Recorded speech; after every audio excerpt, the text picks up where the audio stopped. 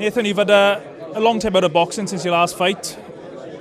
Thinking about your decision, you finally made your decision to come back. What was the deciding factors? Yeah, I've had a long time, since the last fight in August.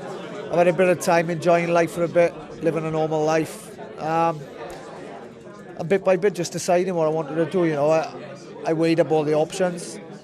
I had an offer from Eddie, and it was a good offer, and I just felt it was the best way forward for my career, with Matchroom and Sky Sports. So we teamed up, and let's get it going now, chapter 2. Did you ever seriously consider quitting boxing after your last fight?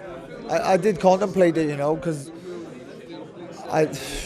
it was a bit of a sickener, my first career defeat, so it's quite hard for me to take. But it was a matter of just having a break from boxing. So, and after the break, mentally, then you come round, you see your senses, and you really see what you want to do. And I wanted to box again. I wanted to give it another go in the cruiserweight division. And here we are. We're going to go for it. Have you had a chance? Well, you've had a chance, but have you looked back on the Kovalev fight, and what's your sort of opinion and your appraisal of yourself that night? Yeah, I watched it a few times. It was game plan. Unfortunately, didn't work.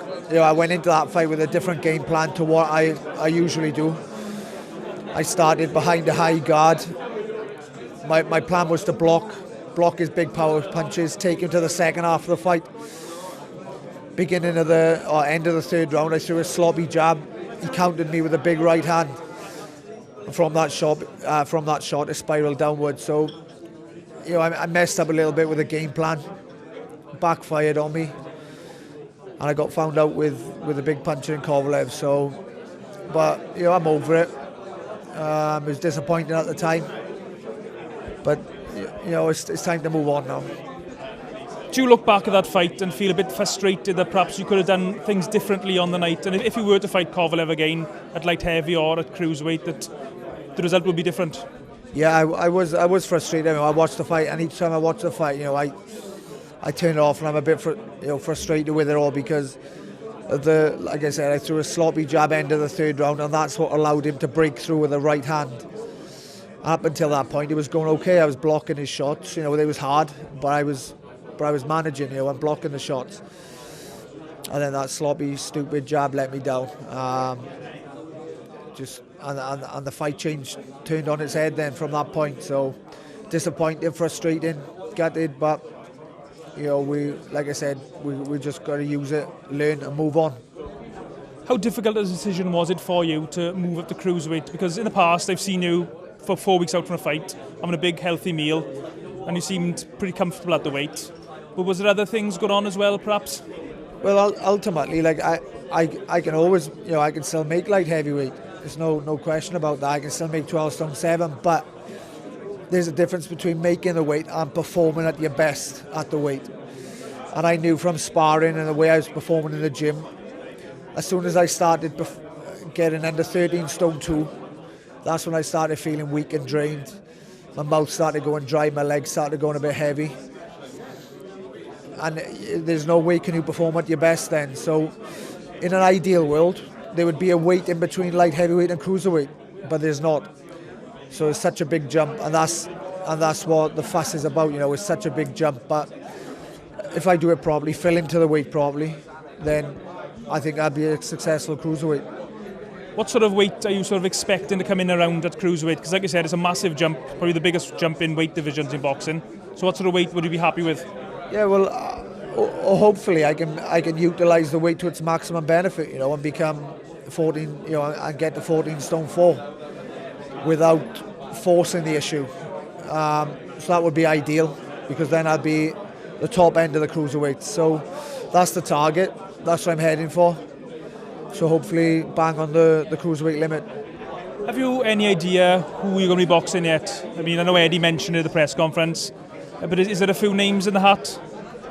To be honest, mate, I haven't really looked at the names. I've just kind of been sorting this out at the moment, making sure I'm ready for May the 17th, and the opponents then.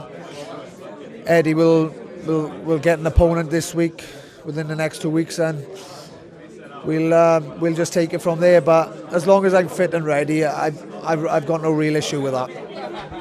Do you look at some of the cruiserweight champions like Hook and Cunningham's another good fighter, he's not a champion now, but do you look at those guys and think, with a couple of fights at cruiserweight I can beat those guys? Yeah, I think at the moment I'm just looking at filling the cruiserweight division properly and just seeing how I'm performing in the gym and in the next couple of fights. I obviously see the champions and who they are, and they're all strong guys. They're all full-blown cruisers. You watch them fight; they're all solid, strong. So it's going to take time to build up to that natural strength. But once I do it, if I keep winning now, then hopefully we'll get a crack at that one day. I'm sure you were sick of being asked about it, but Tony Bellew's mentioned your name again. You're both going to be in the same weight division, same promoter now. Is that a fight that could happen in the near future rather than a couple of years' time? I think so. I think a couple of fights now, and then it's pretty inevitable that we're going to get it on. Because he'll keep winning his next couple of fights. I'll make sure I win my next couple of fights, and we're going to be on collision course again. So I've got no issue with it. I'm up for it. He's probably up for it. So we're going to get it on. Would you be happy to fight Tony for a domestic title or European title rather than a world title if there wasn't a vacant title available? Ideally, it'd be a big title on the line. So unless, if we'd done something dramatic in the meantime and won a world title, but that's unlikely.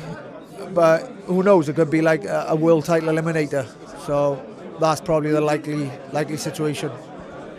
Why do you think Tony Bellew seems to dislike you so much? Because you've always been quite respectful to Tony. You've never really sort of lowered yourself to make personal comments, but he seems to have a real personal dislike against you. Yeah, it's just a personal thing, because ultimately, he's the type of guy who lives, eats, sleeps, breathes boxing.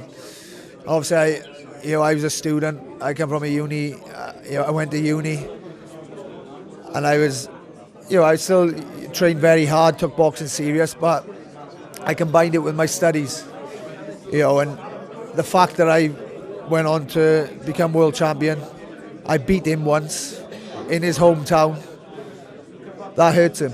That hurts the guy. That hurts him bad. He takes it personal. I don't think he can handle that fact. He's never got over that first defeat. But you'll probably get another chance, another crack at me one day. But the same result, he's getting spanked again. After your last fight, there was a lot of talk about you changing trainer, changing camp. What sort of stage are you at with that now? I know you were training with Adam Booth for a while. How did that go? Yeah, well, I went out to London for about 4 weeks. Stayed there, I trained with Adam. And he's a great trainer, very knowledgeable, great setup there. But it was just the fact that I was based in London. I found it a little bit difficult. Is away from home comforts. Just everything was out of place. I couldn't quite settle. But the training and setup was fantastic. I got to give him that. Really good. I learned a lot. But like I said, I just had to come home, mate. His home comforts back home, and I missed my mother's cooked dinners as well. So where are you with training-wise now? Who's going to be a trainer for this next fight on the 17th? Well, I've made a decision. I'm going to be based at home. I've got the gym at home now, so I've started training with Darren Willson, who's been doing a bit of pad work with me. So it looks likely that we're gonna, he's been a good friend. He's been part of the team for a couple of years now. So it looks likely that we're gonna team up. What sort of strength does Darren bring to the table as a trainer? Well, he's been in boxing a long time, Darren, and he loves the sport. He's not in it for the money or anything. He has a genuine desire and love for the sport, and that's important. He does it because he wants to. and I like that. You know, I see the enthusiasm in him. He's enthusiastic. His pad work is good with me. So, and I can have an input as well. You know, we work together, and I can have an input. You know, he tells me a few things, I can have an input as well. I think that's important. You're also a manager now, Nathan. You're training a young boxer, Aled Cook. Where's Aled now with his career? Yeah, well, Aled, he's obviously had his first pro fight up and running. So he's been inactive for a while now, but he's been training. He's looking good as well. Real good prospect, Aled. Top class talent. Good hand speed, good movement. Looks the part. So he's great potential, but it's just while I've been his manager and sorting out my own situation, it's kind of stalled his career a little bit. So I'm sure we're going to get it sorted now. You know, Aled's ready to fight. He'll be fighting soon. You know, he may stay with Frank Warren and carry on his scholarship there. Final question, Nathan. What type of performance can the fans expect of you on the 17th of May in Cardiff? I think the performance. I think the excitement, like I used to have. You know, from bell one, no messing about. Just come out, fast hands, a lot of punches.